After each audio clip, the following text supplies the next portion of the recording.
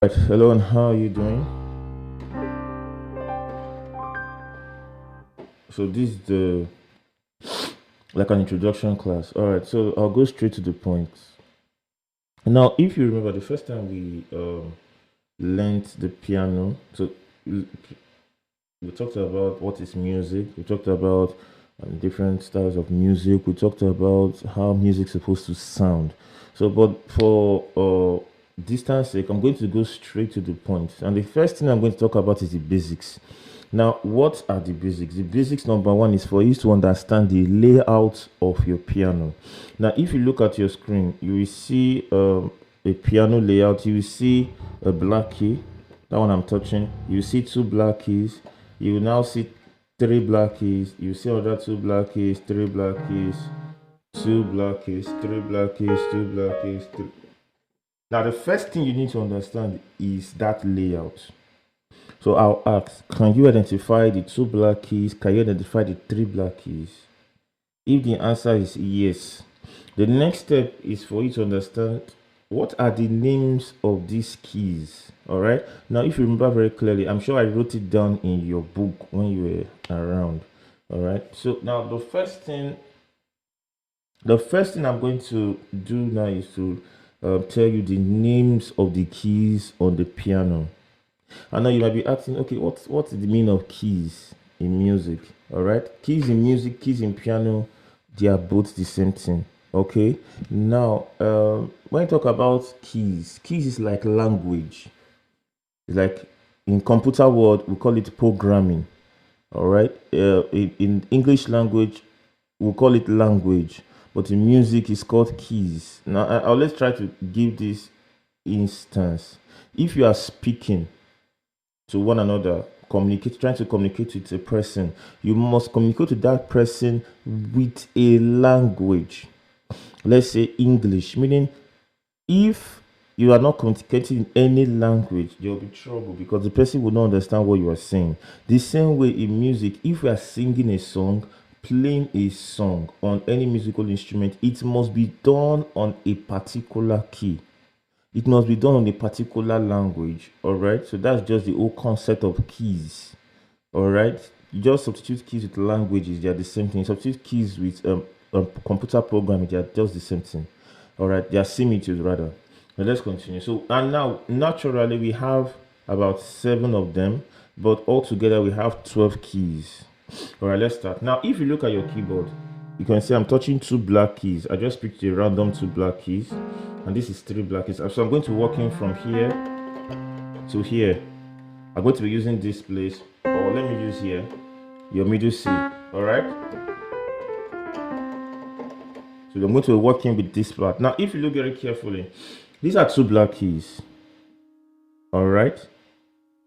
Now, the name of this white key in front of these two black keys is called C, a capital letter C. All right. Now, while after this C, the next white key following alphabetical order is called D, capital letter D. Then we have E, and then we have F, and then we have G. We have done all these things before. We have A, and we have B, and we have C. All right. Now, if I decide to continue, this is D again.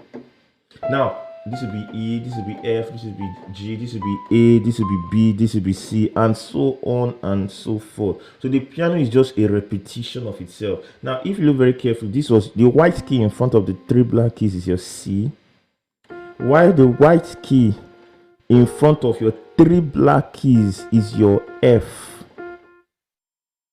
Is that okay? Now, therefore, it shows you that we have 7 alphabets we use to name the keys. We have your A, we have your B, C, D, F, A, B, C, D, E, F, G, A, B, C.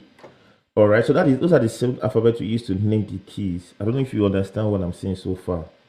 Good. Now, let's start from this C. From this C to this C is called an octave. Octave. It means 8. because if you want to number, let's call this C1, let's call the D2, let's call the E3, F4, G5, A6, B7, and this last do last C, we call it 8. So it means 8. So what an octave is simply when you go from, let me say, from C to another C of a higher or lower octave. All right, that's what gives you, that's what is called an octave. All right, now let's proceed. Of higher pitch, sorry, when you go from, let's say for example, a C to the next C of higher or lower octave. All right, that's what gives you, of higher or lower pitch rather, that will give you an octave. For example, this is, let's say this is the 1 2 3 4 5 6 7 8. That's an octave. Okay, what if we choose this one to become the 8? Now be 8 7 6 5 4 3 2 1. Is that okay? All right, so that's what an octave is all about. All right, so back to where we are. All right, so now this is our C, this is our D, E, F, G, A, B, C. Now this is the first thing you need to understand first. The names of the keys on the piano. This is not tonic solfa. This is not about do, re, mi, fa, sol, la, ti, do. I'm coming to that. All right, the question is, what are now the names of the black keys? All right, what are the names of the black keys? And so we'll go straight to it. Now, these are the names of the black keys. Number 1, if this is C, we call this C sharp, or we call it D flat. I repeat, this is C, this is C sharp. Now, C sharp, of course, if you go through your music, your keyboard, you notice C sharp is written as C, then a hashtag, as in that symbol of hashtag on your phone. That's what a C sharp is. That's the symbol. Then we add, this key is also called D flat. All right, so these black keys have two names. In music, we call it enharmonics, a situation whereby a key has two names. All right, a note rather has two names. So this is C sharp and D flat. Now this is D sharp and E flat. This is F sharp and G flat. This is G sharp and A flat. And this is B flat. A sharp and B flat. I repeat, this is C sharp and D flat, D sharp and E flat, F sharp and G flat, G sharp and A flat, and A sharp and B flat. So those are the names of the black keys. So put together we have, I'll call the sharps call the black keys by their sharp names. So we have C, C sharp, D, D sharp, E, F, F sharp, G, G sharp, A, B, A sharp, B, and C. So those are the 12 keys in music. So these are the 12 languages that if we want to play any song, we want to sing any song, we must sing or play them on any of those 12 keys. Is this clear? Now let's go to the next step. Now the next step is before we go to the hand exercise, the next step is something we call tonic solfas. Let me explain what tonic solfas is. We understand that English is a language. Is that clear? Now we understand that English is a language, but English also have alphabets. All right. English, every language have alphabet. For example, in English we have A, B, C, D, E, F, G. All right. Every language have its own alphabet. Now, understand something, that tonic solfas are like the alphabet of a key. All right, your alphabet is what you use to express a language. Tonic solfas are what we use to express the sounds of a key. All these things I'm saying, you can go and browse it on yourself. Tonic solfas is T-O-N-I-C. Then solfas is S-O-L-E-F. rather. S-O-L-F-A. All right, so let's proceed. So what's tonic solfas is simply the sound you hear when you play. Now, I have no solf. Let me say I'm not playing on a particular key. So oh yeah, just here it is, just notes. But the moment I begin to play in a particular key, what you begin to hear is tonic solfa. For example, on the key of C, this is my do, re, mi, fa, sol, la, ti, do. On F sharp, on C sharp. So listen, tonic solfas are simply the sounds you hear when you are playing in a particular key. Tonic solfas are the sounds you hear excuse me, when you are playing on a particular key. Is that understood? Now, excuse me. Now, let's continue. On the key of C, where is your do, re, mi, fa, sol, la, ti, do? That's where we're going to start from. On the key of C, your do is this, C. Your D is this, re. Your mi is your E. Your F is your fa. Your sol is your G. Your la is your 6. Your B is your T.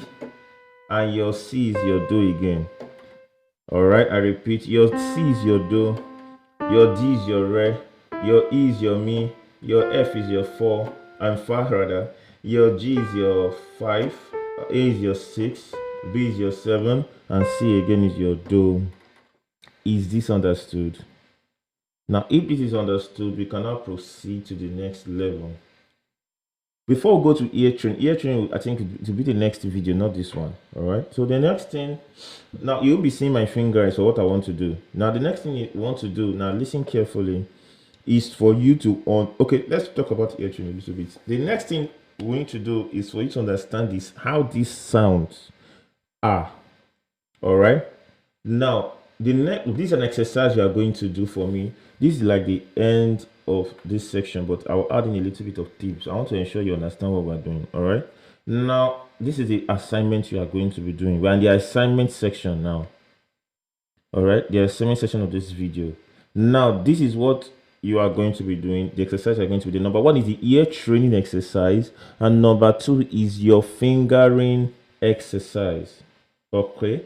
Now, the first exercise you're going to be doing, let's talk about the ear training exercise. Now, listen to the way I do it. I'm not much of a singer, but you're not much of a singer, of course, I know. But now you're going to learn how the sounds of your notes are. All right, let's proceed. Now, you touch your C. Now, notice where my C is. Notice the do I'm touching. Now, your keyboard is different from my own. My own is longer. If you look at your screen, you notice it's kind of longer. My own is longer than your own. All right, now this is what you're going to do. Count your first C, or you call it your do. Can you see it there? Now let's say that's your one. Now locate the second do. This is your second do. Locate your second do and locate your third do. Now, for me, this is my third do, but for you, this will be your third do. Let me repeat what I just said because it will sound confusing. My keyboard is longer, meaning I have more notes on this bass side. So, okay, let me say in your own keyboard, this will be your first do. So, in this my keyboard, this is C0. This is C1. This is C2. And this is C4. This is C5, C6. Now, this C4 is my middle C. Because my keyboard is 88 keys, as in, see, you understand, it's 88 in number. The keys, that is the white and black keys put together, is 88 in number. But your own is 66. So for me, your middle C is your C3. But for me, my middle C is my C4. This one, not this one. So this is my, you don't have C0. What you have is C1, C2, and C3. But because my keyboard is long, I have C0, C1, C2, and C3. Okay, you understand what I'm saying? All right. So put your hand on that C3. But for me here, it's going to be my C3. I mean C4. But you, it's going to be your C3. That is your third C on your keyboard. Can we proceed? Now, the next thing we're going to be doing is take your thumb and place it on your C. Let's call it our do for familiarity's sake.